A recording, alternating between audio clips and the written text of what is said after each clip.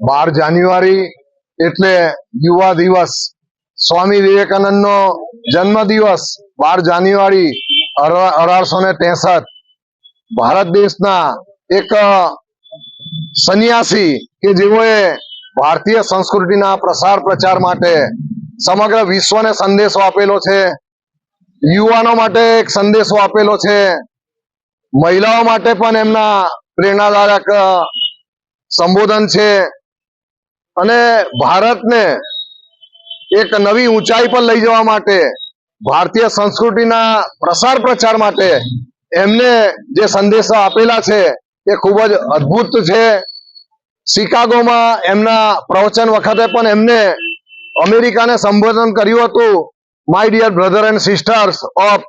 America, અને એ રીતે એમને જે સંબોધન કર્યું એ સમગ્ર વિશ્વમાં આજે પણ લોકો એમના આ પ્રવચનને સાંભળી રહ્યા છે, માણી રહ્યા છે કે આ એવી એક વિભૂતિ હતી કે જેમને સૌથી પહેલા એમના સંબોધનમાં બ્રધર એન્ડ સિસ્ટરનો ઉલ્લેખ કર્યો અને એમને આ ભારતની પૌરાણિક સંસ્કૃતિને ઉજાગર કરવા માટે ઋષિ પરંપરા પ્રમાણે અનેક ભાતૃત્વના ભાવ સાથે સમગ્ર વિશ્વને જોડવા માટે જે સંદેશો આપ્યો છે એ અદ્ભુત છે। યુવા દિવસ તરીકે આજે 12 જાન્યુઆરીને પણ ઉજવવામાં આવે છે અને આ સ્વામી વિવેકાનંદના સંદેશને યુવાનો સુધી, સમગ્ર વિશ્વ સુધી પહોંચે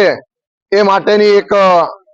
ભારતીય જનતા પાર્ટીના યુવા મોરચા તરફથી પણ આજે ભરૂચમાં એક સ્વામીજીના સ્ટેચ્યુને પુષ્પાર્પણ કરવામાં આવ્યો છે।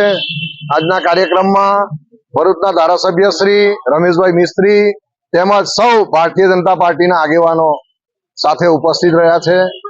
સૌને ભારત